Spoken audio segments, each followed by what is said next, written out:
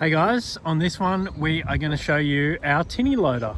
So we're going to take this off and we're going to go around and show you all of the little bits and pieces that come with it, like that little thing that's at the back of the car that little there. thing there. We're going to put it onto the trailer and then we will go through some questions that you guys keep asking us as well, and then we'll show you how we get it back onto the car. Yep.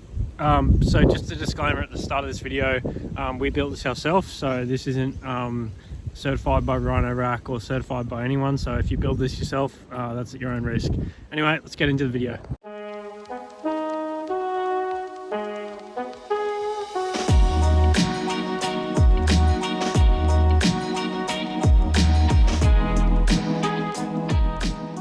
So to start off, we had this change of direction pole made. I think that's what it's called.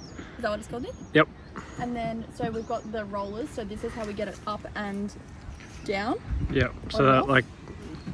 we use the winch. So obviously it pulls through, and then that is how we let it go off. And then obviously pulling it back down, it just goes the other way. And because of the rollers, we're able to get it both on and off. We also use a bungee to strap it on so that it can't move. And we put some rubber in just so that it doesn't scratch the bull bar. Yeah, so that's like that, and then a little bracket. Yeah, keyhole or whatever they're called. Is that what it's called? Yep. So we have to open up our sunroof to attach the rope, and we do that to the centre of the tinny through a bridle. Yeah, so I come up through here and just attach it either side onto an eyelet.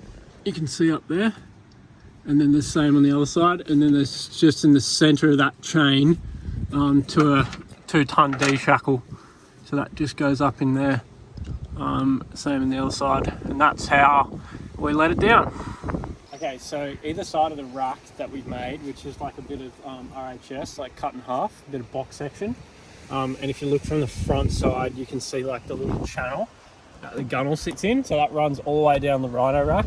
Then we have these little eyelets here. There's 3 of them each side. So one here, one just there, and one at the back. And that's actually what we put our ratchet strap to. So we run a 1-ton ratchet strap times 3. So 3 tons worth of ratchet straps all tying down. And then we also run one off the front to the bull bar to put forward as well, off the anchor holder on the tinny. That's what we call it, anchor eyelet. So yeah, that's how we keep it down on the car. Obviously when we're taking it down, we unstrap that first and then set up all the attachments.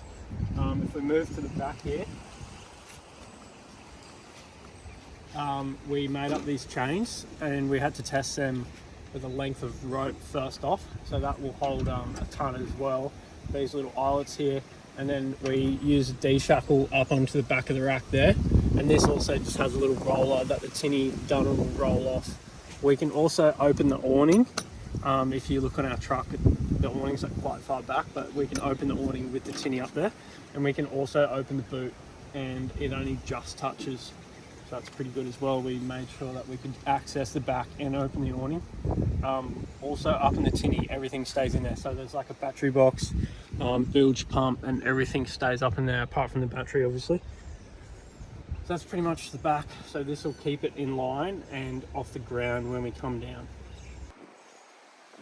We had this T-piece made so that when the tinny comes down, it obviously stops it from hitting the car. And Yep. It's kind of like a centre of... Yeah, it like stops it and it pivots. Yeah, and it pivots down onto... Don't mind my hair in this wind, guys. It pivots down onto the trailer. Yep, and then this is our little Dumbier trailer that we keep on the back of the caravan.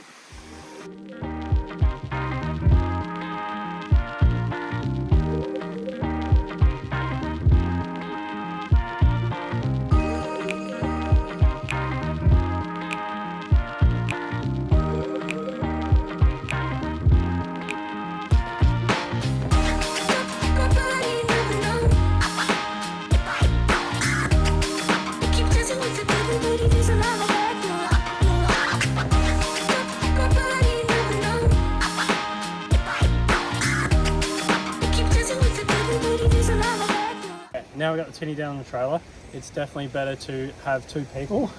It can be a bit hard, and we've got to make sure we have the tailgate up because we didn't do that. I thought it would miss.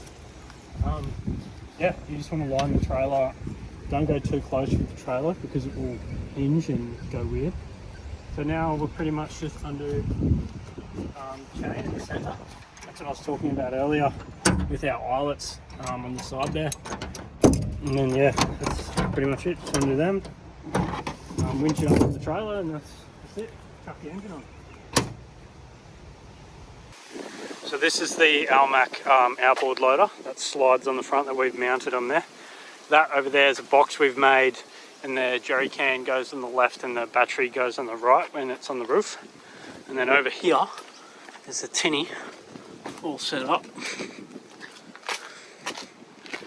So I've just ratchet strapped it on there on the back, outboard's on, put the battery box with the battery in it, charge kit, 24 litre jerry, got the rods rigged now, fishing gear in, jackets are ready to go.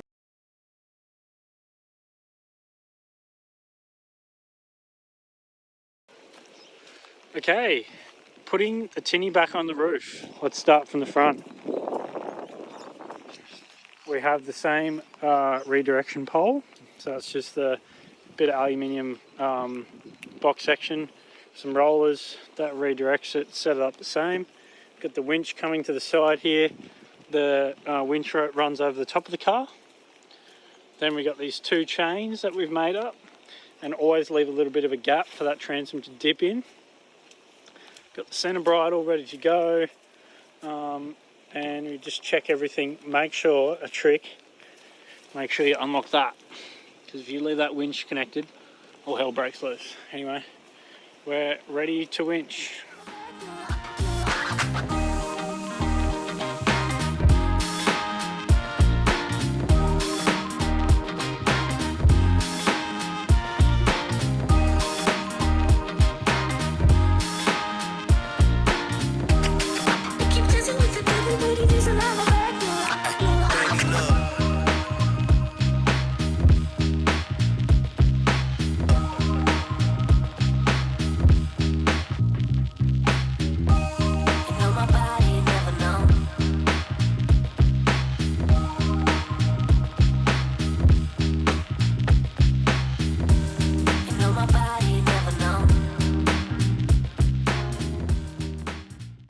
Was there any other questions?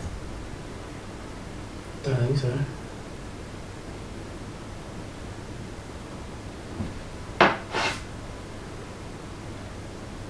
Maybe we should just like also talk about like the weight. It is quite heavy, Yeah, there's a bit of lifting in that. and like the actual rack that we got made on top of our runner rack is quite heavy. That's not. Oh, it's It's not? aluminium. Oh. Light, probably 15 kilos. Well, maybe we should just put that in there because people are probably wondering. Yeah. Hey guys, so we thought we would answer some questions at the end of this video. Yes. We got a couple of Instagram, don't we, Beck? Yes, we do. So we will start with the first one, which is... I'll put a little screen record of the questions on the screen so you can see. So it's... There's so many around, where do you start? That was our problem. There were so many, and most of them don't look that good, do they? No, I think because it's kind of like not a brand new thing, but it is a new thing into the market that everyone is starting to travel with tinnies on their car, and we do have a bigger one.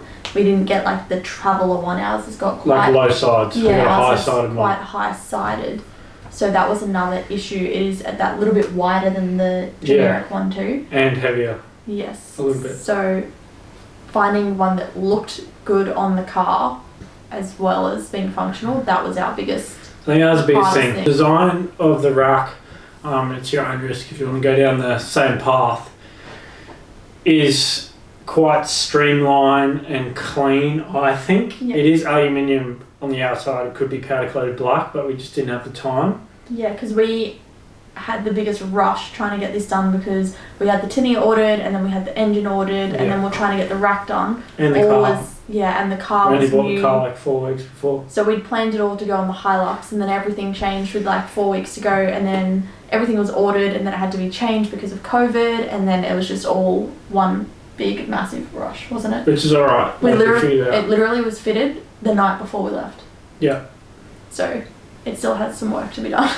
Yeah, it's all aluminium, so it's actually quite light. The whole frame around the rhino rack's probably like 20 kilos max, plus kingboard.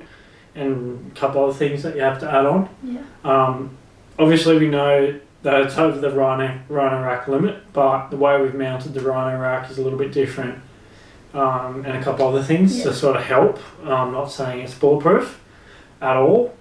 So yeah. We do also try to avoid going off-road and on corrugated roads and that with it as well. I guess that's a question people might ask too. Yeah.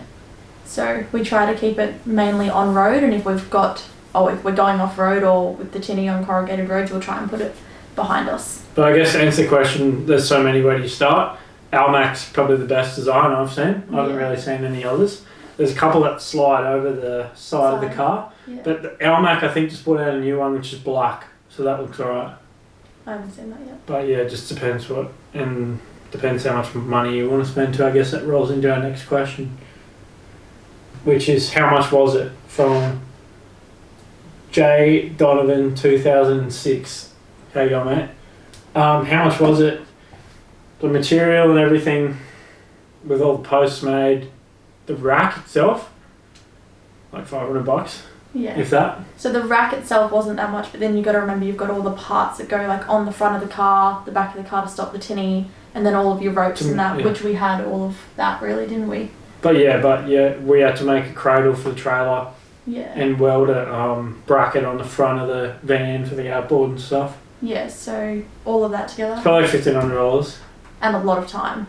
A lot of Nick's time. Yeah, we did it all ourselves. There's boilermakers at work where I work, so they helped us on the weekend, paid in cash. But still, it was a lot of our own labour and thinking. Very hot when we were doing it too. Like the night before we left, I was fitting the rack till midnight, and then the next day I've worked all day. Then we left that afternoon and drove to 1770 all night. So it was a bit hectic, but good. If COVID hadn't have happened, which we all know we couldn't have stopped that, we probably would have been a bit more organised. Yeah. Because we actually had to wait for the tinny so that we could actually fit it. It was all ready to go, but we didn't know if the tinny was actually going to fit on the rack from the actual design points. Is there good storage space underneath it? So I'm assuming that's between the tinny onto the roof rack? No. Nothing. We don't put anything in. We put match tracks there. When we use... But you can't get to them. Yeah. So if you want to get to it, you can't get to it because it rolls on to it. Is that how you'd explain it? So it goes the car's here and then it literally goes on and slides through, as you guys would have seen. So you can't get to anything at all. There is a void there, but obviously with how heavy it is, we're already pushing it. Yeah. We are pushing it. The only place that we get to things, as you would have seen, is through the sunroof, and then there's not really any space there. Yeah, you can see in the back and whatever, but we do leave in the back of the tinny when we put it up. No, in the back, isn't it? Oh yeah. We leave the... oh yeah, that's right. What do we leave? The battery box. Oh yeah, we leave the battery box and the bilge pump and stuff in there. And there's a little switchboard, and then under the front casting deck, we made that lockable and really secure. So we put an anchor under there, a bucket, a towel, safety gear, a bunch of other things, and we have a little satchel on the side of the tinny. I'll put some footage up of that now. So we leave all of that stuff in the tinny, so we don't need to find more storage space in the car. So I guess if you look at it like that, there is a little bit of storage, but nothing extra. You can't put a swag or anything nothing. We put that in the back seat. We do store the tinny. Sorry, we take out the fuel tank and the battery, obviously, because it goes upside down. Where do you store your boat motor and fuel? And that's that from is Brandon Suda _1. Yes. So where do we store it? We store the fuel on the front of the caravan. Yeah, you probably saw it in this video midway through. I walked it through, but there's a little aluminium box on the front. Hey. Yeah, which we also got made because the ones that were on there for the other fuel didn't fit. Yeah. Yeah. Right? Yeah. So we had them made so that we could put it in, and that goes on the front of the caravan. And then obviously when we tow the boat behind us, we just put it back in once we've taken it off the roof. Yeah, and the battery box that came out of the Quintrax, because I put an XTM battery box in there with all the Anderson plugs and all that from BCF, that I just secured that in that box, and I put the battery in an actual battery box so it doesn't move. And then the outboard goes on an Almac outboard slide that we bought from them, and that works really well. Yeah, and that goes on the front of the caravan as well. Yeah, and it's all locked and under a collar. Yeah, so a lot of people on the front of their caravans, because we have the extended drawbar, a lot of people get a toolbox, but that's where we've put our tinny gear. Tinny gear. And we made a custom rock guard, is that what you call it? Yeah. Rock guard, so that it goes into the section, so when you turn the car, as you might have seen in one of our videos, I broke 2 taillights on the Hilux, because when you turn hard, which you do all the time, you just break your taillight because the other one used to hit the car. Yeah. So we got it made to protect the And then recovered it as well. How much was the LMAC motor? You can see on the website, I'll put something on the screen, I can't remember, $500-600. Yeah, so that obviously also went into the cost as But well. it works really well and it's lockable. And we just lift it ourselves. Nick lifts it, and then we tie a rope around the bottom of it, which you wouldn't have seen because I was filming. I tie a rope around the bottom and then lift it like that to try and help. I can do it if I don't have to do it all the time. Like by myself, I can lift it. Like on the weekend, I lifted it when we filmed this video. But if you're doing it a lot, it's hard. Like it hurts. Yeah. It's probably like 55 kilos. So it's pretty heavy. If you're just going a little bit, it's not too bad. Yeah. Try to get it tinny close.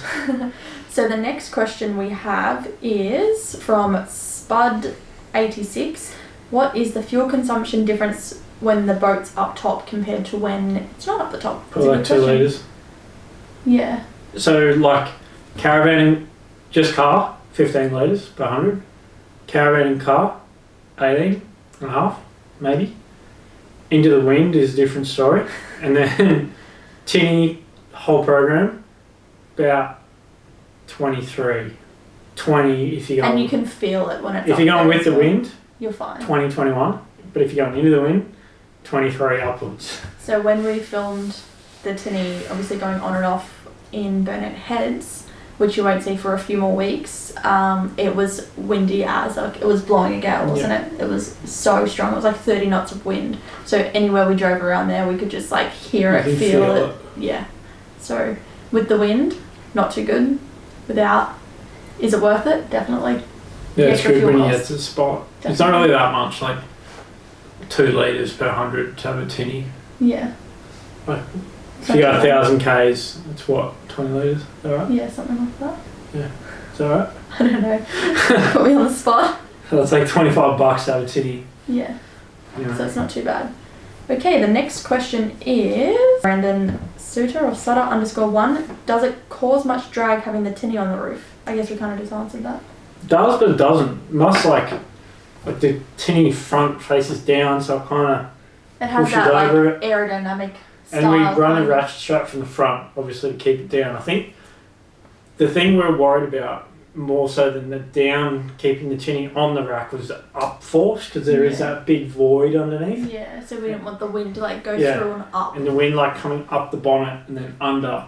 I think that was probably our biggest worry. Yeah. And if it is really windy, you can hear it. Like there's a few times we've like stuck our head out the window or opened the sunroof to check that it's like alright. Like the anchor hasn't fallen out. Yeah, because it's really loud sometimes, but we just always check it. Yeah, we always check like every hour and a half, really. Hour and a half, 2 hours, we always check the whole program. So the caravan and everything. Make sure the strap's tight, tyres aren't too hot and everything. Would you consider a collapsible trailer? Is it much effort setting everything up? We have a collapsible trailer, Dumbia one. It's alright. I think it's steel, not aluminium. So Almac make an aluminium one, which I think would be a lot lighter, which makes sense. That just folds up and goes in the back of the caravan, which we made a bracket up for. We also had to get this one because of COVID. There was none around. Everything was sold out. Yeah, I found on Marketplace. Yeah, so. And it was half the price of a new one. So I think a new one's like $1,500 or more. And this one was like $600 or $500. I don't even think we paid that. I think it was only like $400. Oh yeah, well there you go. It was wherever it was. The guy was selling it because he sold his tinny or something, so he didn't need it. So I did need a bit of love, but yes, it's like a quarter of the cost. So that is right, that probably takes the most time to pack up. Yeah. So putting it together, it's easy. You just kind of whip it together, and I guess you're excited because you're about to go out. Packing it up takes a bit longer, doesn't it? Yeah. And so we store that on the back of the caravan. I rolled a clip in this video, but I'll roll it while we speak about this. Yeah, so we put it on the back of the caravan and just make sure it's all done up with some straps so that nothing comes undone. And then the little bits and pieces that go into it, like your rollers and what else? The slide, the skids and that. The skids and stuff like that, we put into a little bucket. Bucket that goes in the tunnel boot of the caravan. Yeah, and their little ball joint thing actually goes on a ball joint. We like welded one to the rear rail of the caravan, so it like locks on, and you can lock the hitch shut on the trailer, so it's locked on there, so no one can steal it. That was our biggest thing going up north and going around. We want to lock everything, especially if we were going to be doing like tours, like if we went to like a big trip again, like a national park or something, and we left the car there for like 14 hours or something. We just wanted to make sure everything was all safe. Yeah, our board's locked on the front too. Yeah, so we use locks for everything. Consumption. Also, just while we're talking about fuel consumption, the Tinny uses like no fuel. It's 4-stroke Suzuki. I think like you can hold it flat out. It burns like 15 litres in 5 hours or something. Like, yeah, it's put some specs on the screen, but it's really good. You don't have to mix oil and muck around with all that. We probably haven't even used a full tank nearly in all of the trips that we've done. I use it for fishing tournaments. I don't use a full tank. I run like all the way around the Gold Coast. Yeah. So yeah, that's really good too. That engine is a little bit heavier though, isn't it?